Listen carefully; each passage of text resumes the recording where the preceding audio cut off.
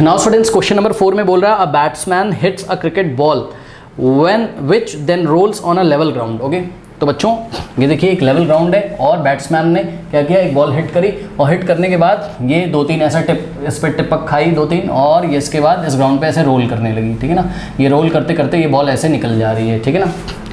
फिर कह रहा है after covering a short distance, ठीक है, थोड़ी देर के बाद चलती है और मान लीजिए यहाँ पर आके ये स्टॉप हो जाती है। देखिए पढ़िए क्वेश्चन में कह रहा है after covering a short distance the ball becomes to rest, ठीक है। मान लीजिए बॉल यहाँ पर रेस्ट पे आ गई, ठीक है। अब आपको क्या बोल रहा है, the ball slow to a stop because, okay, the ball slows to a stop because ball कह रहा है धीरे धीरे स्लो होती है और स्टॉप हो जाती है, यानी कि उसकी वेलोसिटी 0 हो जाती है। कारण बताना है आपको, ये 4 ऑप्शन दिए, इसमें से आपको चूज़ करना है।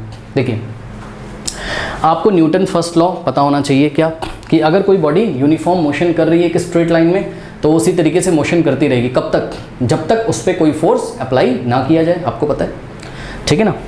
तो बच्चों आपको ये सोचना होगा ये बॉल, देखिए बात समझो ना, बात समझो, देखो देखो, किसी बॉडी को अगर लगातार मोशन कराते जाना है, सुन लीजिए, according to Newton first law अगर किसी बॉडी को बच्चों लगातार मोशन कराते जाना है तो ज़रूरी नहीं कि आप इस पर अनबैलेंस फोर्स लगा के रखो, ना ना ना, ज़रूरी थोड़ा ना कि हमेशा फोर्स लगा के रखो। आप इसको बस एक बार ऐसा फोर्स लगा के छोड़ दीजिए, ये लगातार चलती जाएगी। तो अभी ये देखिए आपके सामने ही है, ये देखिए ये ऑब्जेक्ट हमने ऐसे मारा, हमने तो फोर्स लगा के छोड़ दिया, हमने तो लगातार तो फोर्स लगाया नहीं, तो ये क्यों रुक गया? जवाब है फ्रिक्शनल फोर्स के कारण। जरूर इसको किसी ने रोक दिया बच्चों। अगर फ्रिक्शनल फोर्स ना होता, फ्रिक्शनल फोर्स कहाँ लगता है बताइए, फ्रिक्शनल फोर्स कहाँ लगता है? सरफेस के अलोंग, ये और ये बुक, ये टेप और बुक के सरफेस जो भी कॉन्टेक्ट सरफेस था उसके अलोंग मोशन के जस्ट ऑपोजिट डायरेक्शन में। मोशन कहाँ हो रहा था? इधर। और फ्रिक्शनल फोर्स काम किधर कर रहा है? इधर। Frictional force is always just opposite to the direction of the motion, याद रखिएगा। मान लो बच्चों कि कोई भी फ्रिक्शनल फोर्स ना होता, कोई भी फ्रिक्शनल फोर्स ना होता और एयर रेजिस्टेंस भी ना होता। एयर रेजिस्टेंस आप समझते हो? एयर रेजिस्टेंस क्या होता है? यहाँ पे देखिए आसपास ये एयर के मॉलिक्यूल्स हैं, जब कोई ऑब्जेक्ट चलेगा तो ये एयर के मॉलिक्यूल्स भी एक तरीके का ऑपोजिशन पैदा करेंगे, इस ऑब्जेक्ट को नहीं चलने देंगे। एयर के मॉलिक्यूल्स आपको आंखों से नहीं दिखते हैं तो क्या हुआ, हैं तो मास तो उसमें भी है। जब ये ऑब्जेक्ट ऐसे चल रहा था तो इसको एयर ने भी रोकने की कोशिश करी, यानी कि दो फोर्सेज हैं यहाँ पर। कौन कौन से? एक तो एयर रेजिस्टेंस और दूसरा फ्रिक्शनल फोर्स। एयर रेजिस्टेंस बहुत कम होता है तो उसको हम निगलेक्ट कर सकते हैं, उसको आप इग्नोर कर सकते हो। आप केवल फ्रिक्शनल फोर्स को देखिए, ठीक है बच्चों। तो सोचो अगर ये फ्रिक्शनल फोर्स ना होता तो इसको हम एक बार ऐसा फोर्स लगा देते कि ज़िंदगी भर, लाइफ टाइम ये ऐसे ही चलता जाता है स्ट्रेट लाइन में, एक यूनिफॉर्म मोशन ये स्ट्रेट लाइन में करता जाता। लेकिन ये रुक गया, ज़रूर इसको किसी फोर्स ने रोका है और उस फोर्स का नाम क्या है? Frictional force. ठीक इसी तरीके से बच्चों बॉल रुक गई, ज़रूर इस बॉल को किसी ने रोका होगा और उस फोर्स का नाम क्या है? Frictional force. हालांकि बॉल पे कुछ एयर रेजिस्टेंस भी लग रहा होगा, लेकिन एयर रेजिस्टेंस आप इग्नोर कर दीजिए। बहुत इंपॉर्टेंट सुन लीजिए, कोई ऑब्जेक्ट लगातार चलता रहे इसके लिए ज़रूरी नहीं है कि आप उस पर लगातार अनबैलेंस फोर्स लगा के रखो, नो। अब आइए ऑप्शन पढ़ते हैं।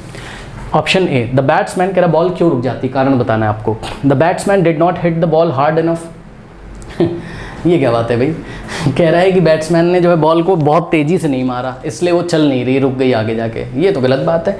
क्यों? तेज़ मारो चाहे धीरे मारो, मतलब ज़्यादा फोर्स लगाओ चाहे कम लगाओ, एक बार अगर फोर्स लगा दिया वो तो चलती जानी चाहिए थी ना, उससे क्या फ़र्क पड़ता है। नेक्स्ट देखिए, velocity is proportional to the force exerted on the ball.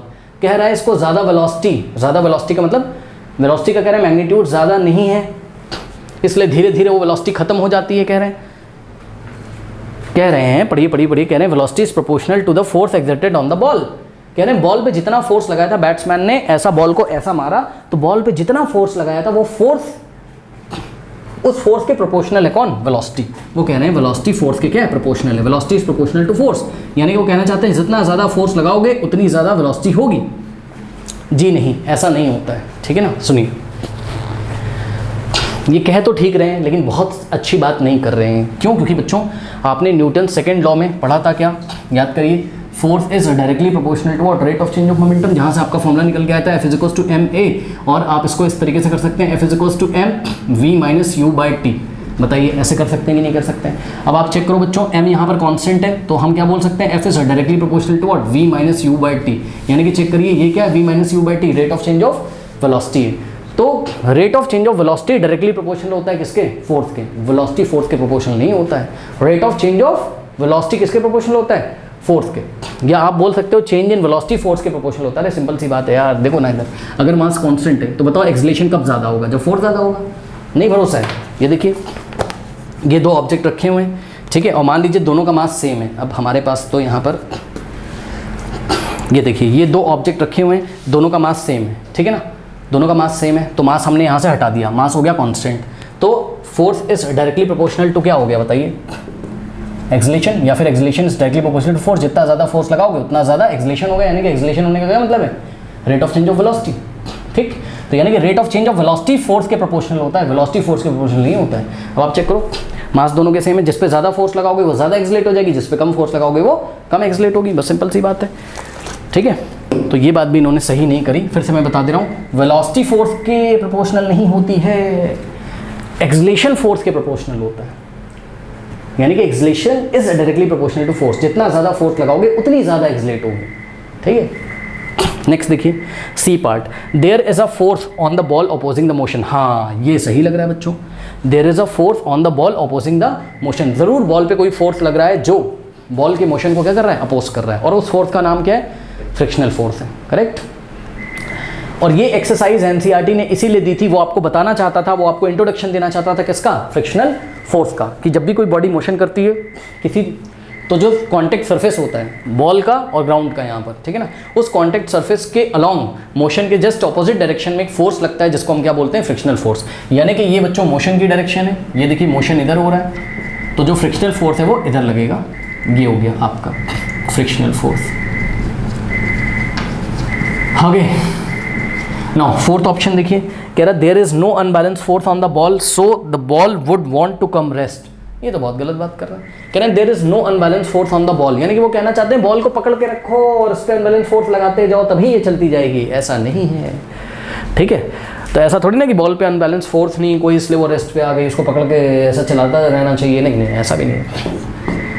अब आप एग्जाम में इसका एक्सप्लेनेशन कैसे देंगे, जब वो लोग एक्सप्लेनेशन मांगेंगे, अगर टिक मार्क में आएगा तो इस पर टिक लगा के आप छोड़ दोगे, लेकिन अगर 2 मार्कर क्वेश्चन आया और एक्सप्लेन आपको करना है तो कैसे करोगे, ये बात आप पूरी लिखोगे। क्या लिखोगे, a batsman hit a cricket ball which then rolls on a level ground after covering a short distance the ball comes to rest because there is a what, there is a frictional force on the ball opposing its motion. Ball पे एक तरीके का frictional force काम कर रहा है जो ball के मोशन को क्या कर रहा है, अपोज कर रहा है, करेक्ट। बॉल का मोशन ऐसे होना चाहता है लेकिन ये फ्रिक्शनल फोर्स इस मोशन को अपोज कर रहा है, और फिर आप इस फ्रिक्शनल फोर्स की डायरेक्शन के बारे में बताएंगे। The frictional force acts in the direction opposite, frictional force always acts in the direction opposite to the direction of motion, hence this frictional force is responsible for stopping the cricket ball। कोई doubt है, ये frictional force हमेशा motion के just opposite होता है, इसलिए यही frictional force है जो रिस्पॉन्सिबल है किसके लिए, क्रिकेट बॉल को स्टॉप करने के लिए। ओके कर लीजिए।